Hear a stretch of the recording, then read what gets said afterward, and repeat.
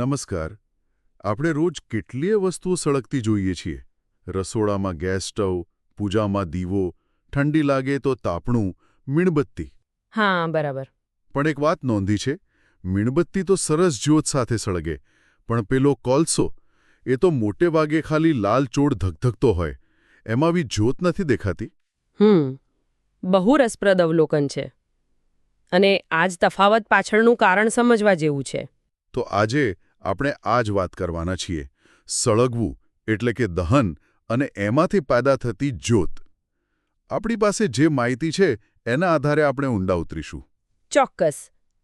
આપણે સમજીશું કે દહન એટલે ખરેખર શું છે, કોઈ વસ્તુને સળગવા માટે શું જોઈએ, એના જુદા જુદા પ્રકાર કયા છે, અને પેલી જ્યોત એ કેવી રીતે બને છે અને એનું બંધારણ કેવું હોય છે.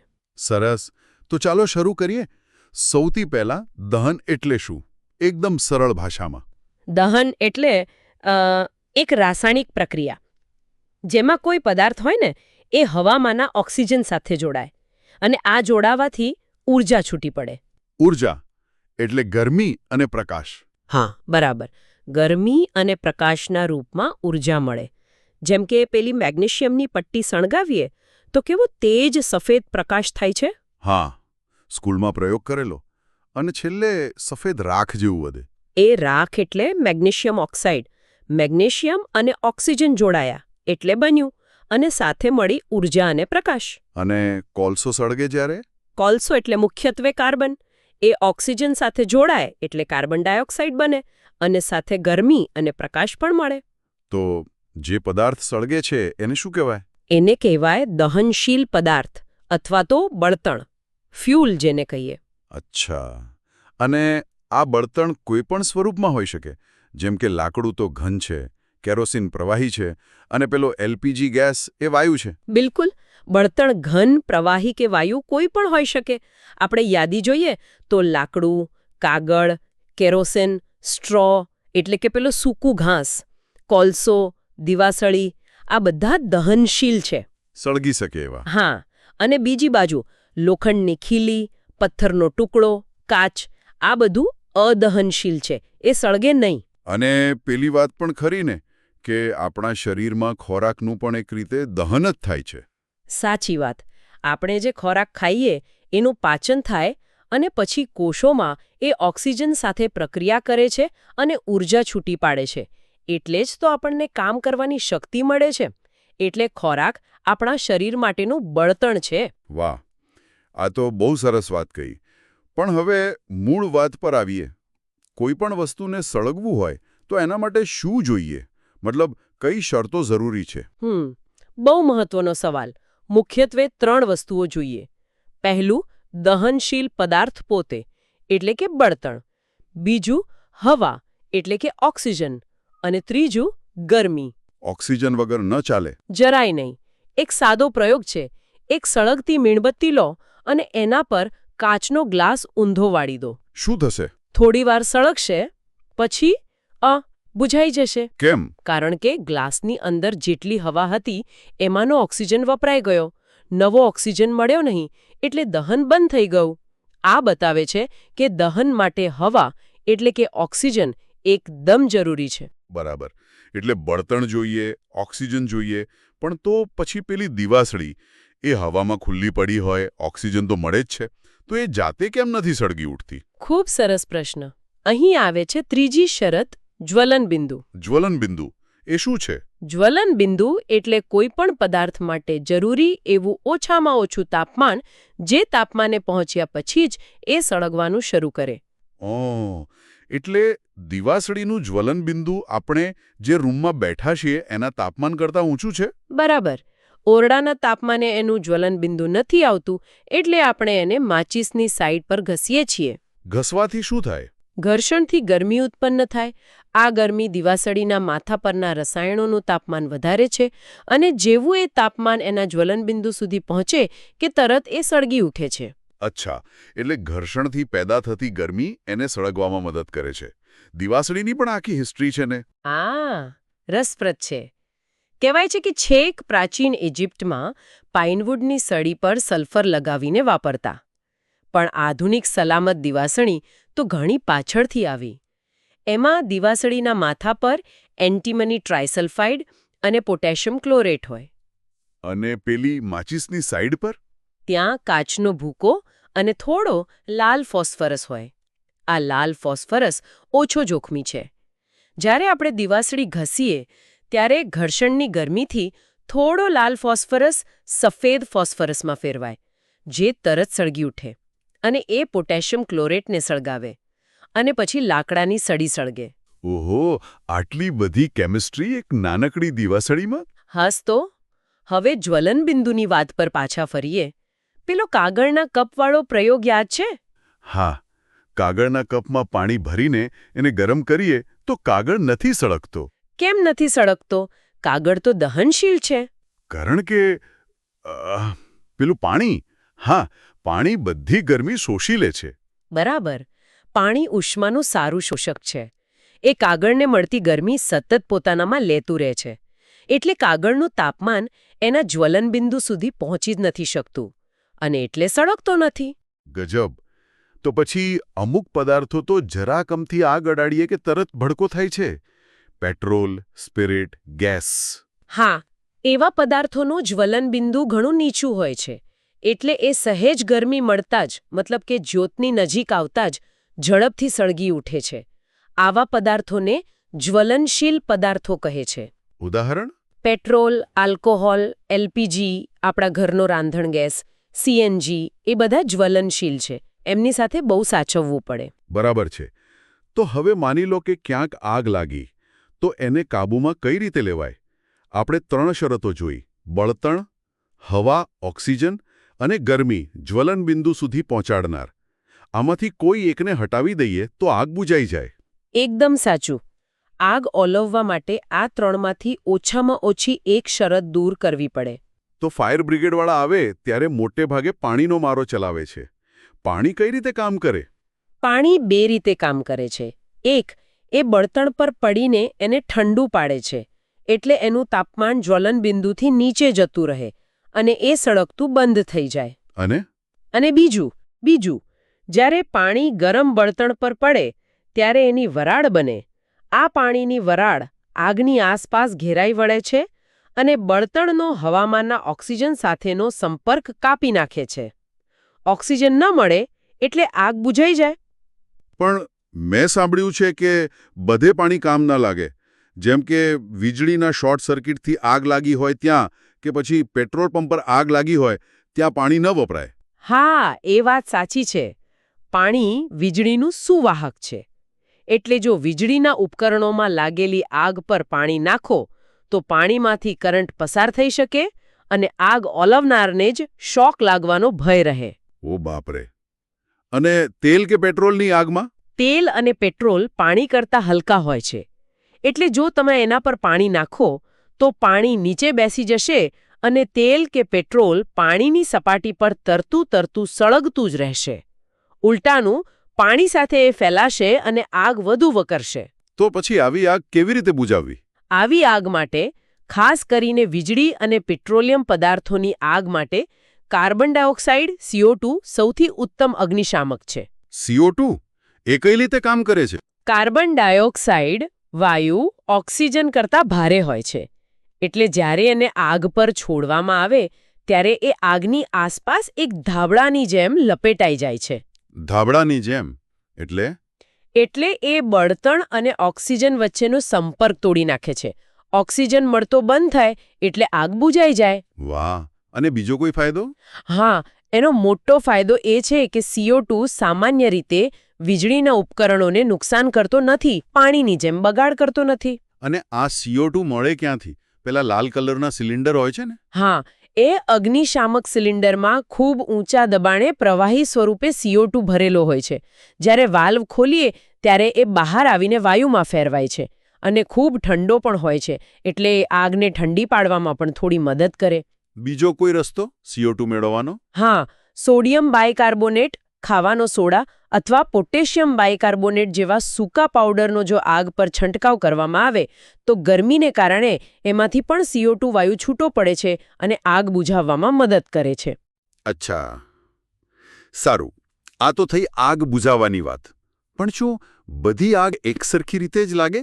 મતલબ દહનના પણ પ્રકાર હોય? હા, દહનના મુખ્યત્વે 3 પ્રકાર ગણી શકાય.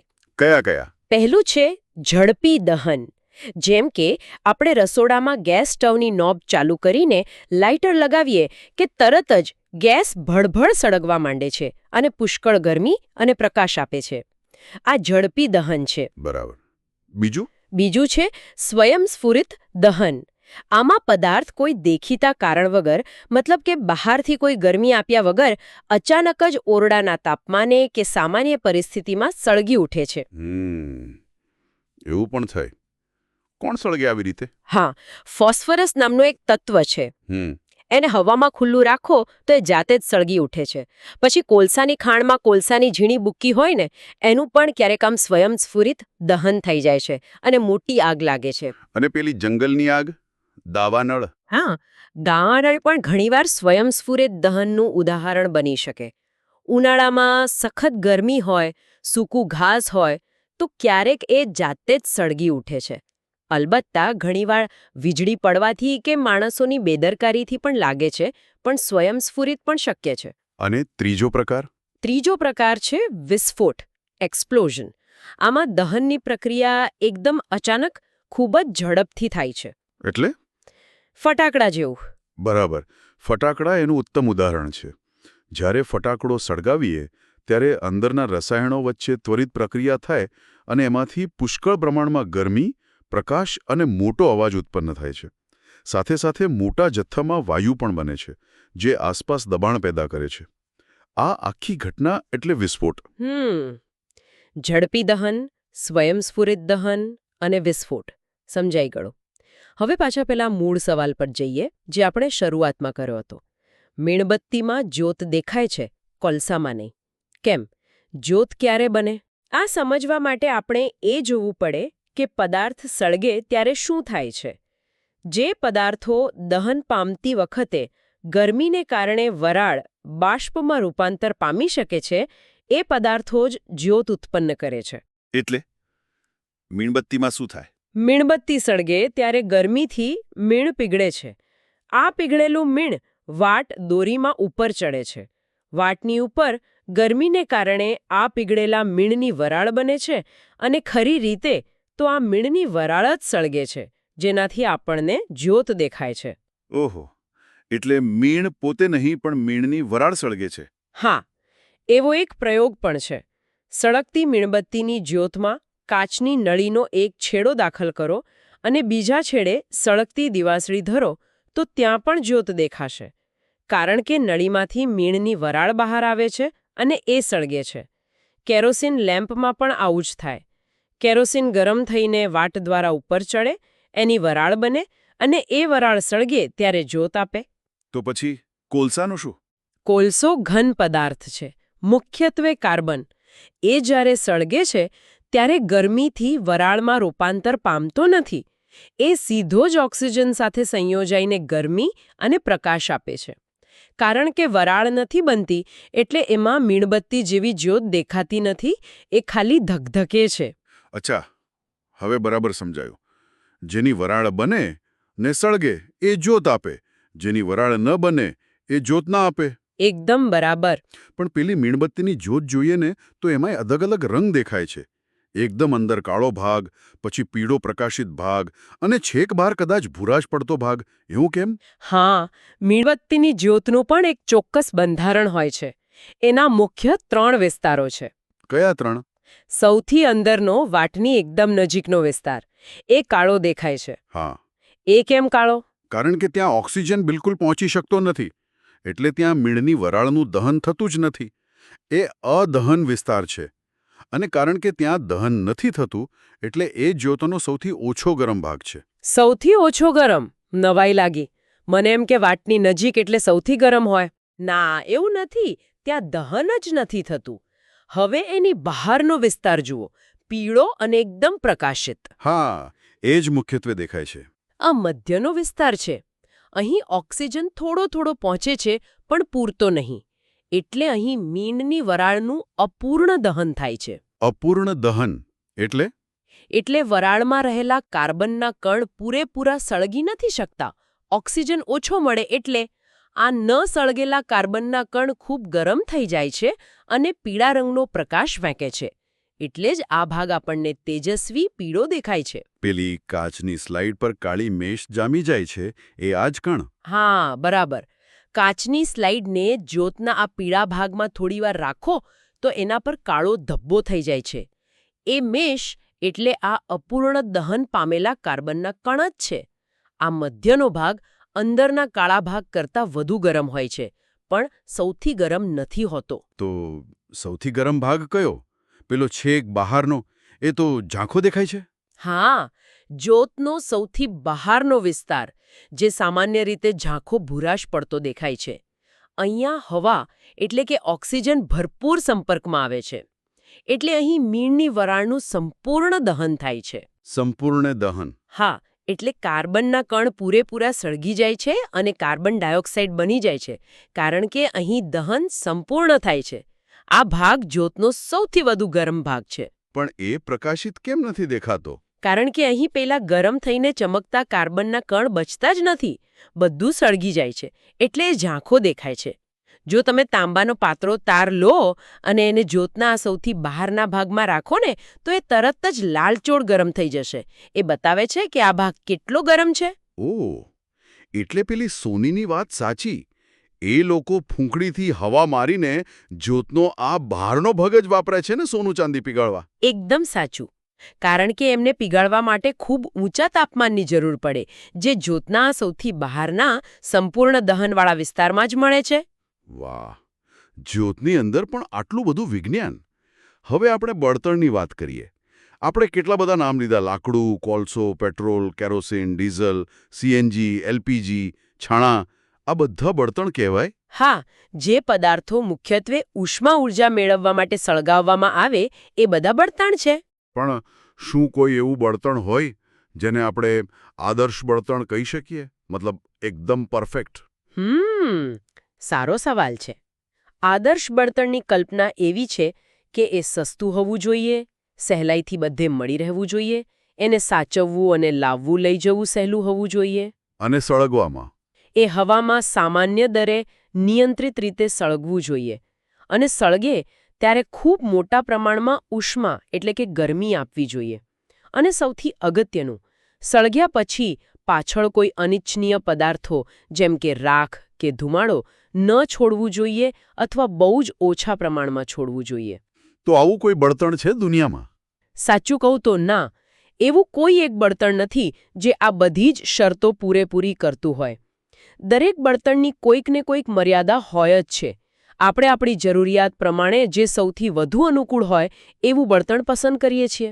તમે કહ્યું કે આદર્શ બળતણ વધુ ગરમી આપે. આ ગરમી માપવાનો કોઈ રસ્તો છે? કયું બળતણ વધારે ગરમ છે એ કઈ રીતે ખબર પડે? હા, એના માટે એક માપ છે જેને કેલરી મૂલ્ય, કેલોરીફિક વેલ્યુ કહે છે. કેલરી મૂલ્ય? હા. કોઈ પણ બળતણનું કેલરી મૂલ્ય એટલે 1 કિલોગ્રામ બળતણ લેવાનું અને એનું હવા એટલે કે ઓક્સિજનની હાજરીમાં સંપૂર્ણ દહન કરવાનું. આ સંપૂર્ણ દહનથી જેટલી ઉષ્મા ઊર્જા ઉત્પન્ન થાય એ જ જથ્થાને એ બળતણનું કેલરી મૂલ્ય કહેવાય. અને એનો એકમ શું? એનો એકમ છે કિલો જૂલ પ્રતિ કિલોગ્રામ, ટૂંકમાં કેજે કેજી. તો અલગ અલગ બળતણના કેલરી મૂલ્ય કેવા હોય છે? કોણ વધારે ગરમી આપે, કોણ ઓછી? આપણી પાસે એક યાદી છે. જેમ કે ગાયના છાણાનું કેલરી મૂલ્ય છે 6000 થી 8000 કિલોજૂલ પ્રતિ કિલોગ્રામ. લાકડાનું એનાથી થોડું વધારે 17000 થી 22000. કોલસાનું 25000 થી 33000. અને પેટ્રોલ, કેરોસીન, ડીઝલ જે આપણે ગાડીઓમાં અને સ્ટવમાં વાપરીએ છીએ, એ ત્રણેયનું લગભગ સરખું છે, 45000 કિલોજૂલ પ્રતિ કિલોગ્રામ આસપાસ. એલપીજી અને સીએનજીનું? સીએનજી અને મિથેનનું લગભગ 50000 કિલોજૂલ પ્રતિ કિલોગ્રામ છે, જ્યારે એલપીજી જે આપણા ઘરમાં બાટલામાં આવે છે એનું એનાથી પણ વધારે, લગભગ 55000 કિલોજૂલ પ્રતિ કિલોગ્રામ છે. ઓહ, એલપીજી તો સારું એવું પાવરફુલ કહેવાય. બીજું શું છે યાદીમાં? બાયોગેસ છે જે ગોબરમાંથી બને. એનું મૂલ્ય 35000 થી 40000 કિલોજૂલ પ્રતિ કિલોગ્રામ છે. અને પછી આવે છે હાઇડ્રોજન. હાઇડ્રોજન? એનું કેટલું? હાઇડ્રોજનનું કેલરી મૂલ્ય આ બધામાં સૌથી વધારે છે, લગભગ 1.5 લાખ કિલોજૂલ પર કેજી. 1.5 લાખ? બાપરે! આ તો જબરદસ્ત કહેવાય. તો પછી આપણે બધા હાઇડ્રોજન કેમ નથી વાપરતા? હા, એનું કેલેરી મૂલ્ય બહુ ઊંચું છે અને એને દહનથી પાણી જ બને એટલે પ્રદૂષણ પણ નહીવત.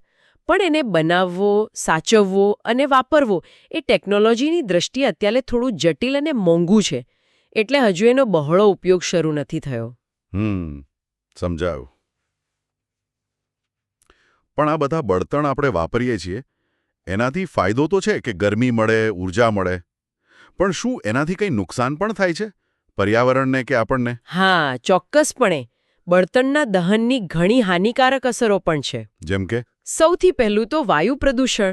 ખાસ કરીને લાકડું, કોલસો, છાણા જેવા ઘન બળતણ જ્યારે સળગે અને ખાસ કરીને જો એનું દહન અપૂર્ણ થાય તો એમાંથી કાર્બનના સૂક્ષ્મ રજકણો હવામાં ભળે છે. એનાથી શું થાય? આ રજકણો બહુ જોખમી છે. શ્વાસમાં જાય તો શ્વસનતંત્રના રોગો જેમ કે અસ્થમા, દમ થઈ શકે છે. અને પેલું અપૂર્ણ દહન થાય તો બીજું કંઈ બને? હા, જો બળતણને પૂરતો ઓક્સિજન ન મળે અને એનું અપૂર્ણ દહન થાય તો કાર્બન ડાયોક્સાઇડ CO2 ને બદલે કાર્બન મોનોક્સાઇડ વાયુ બને છે. કાર્બન મોનોક્સાઇડ એ કેવો વાયુ છે?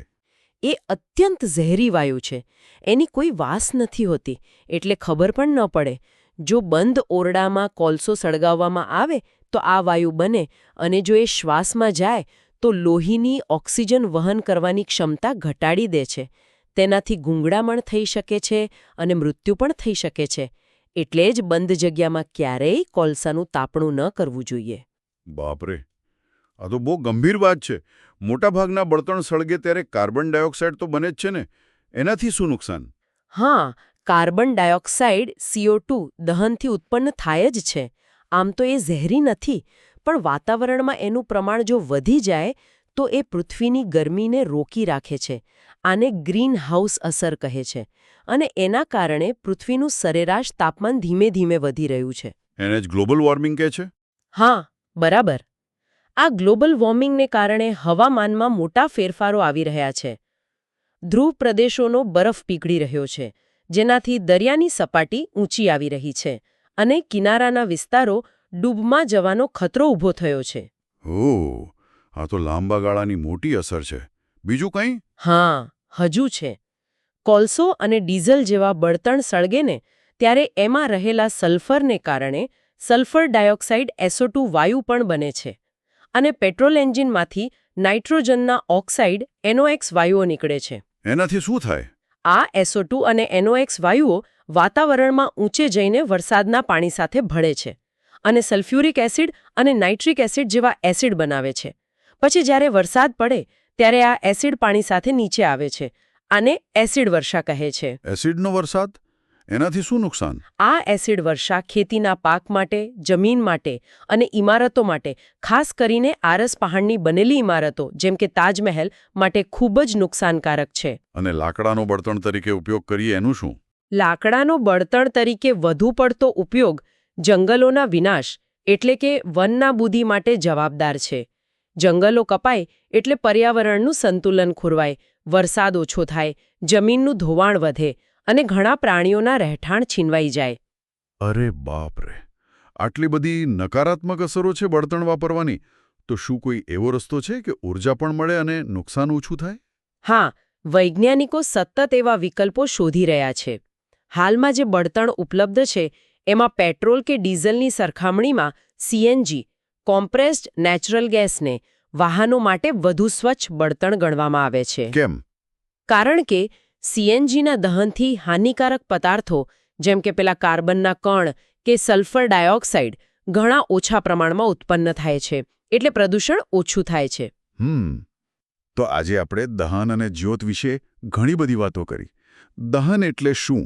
એના માટે બળતણ, હવા અને જ્વલનબિંદુ કેમ જરૂરી છે? આગ લાગે તો એને પાણી કે CO2 થી કઈ રીતે કાબૂમાં લેવાય? દહનના પ્રકારો, ઝડપી, સ્વયંસ્ફુરિત અને વિસ્ફોટ. હા, અને પછી આપણે જ્યોતની વાત કરી. કેમ અમુક પદાર્થ જ્યોત આપે છે? કારણ કે એમની વરાળ બને છે. અને કેમ કોલસો નથી આપતો?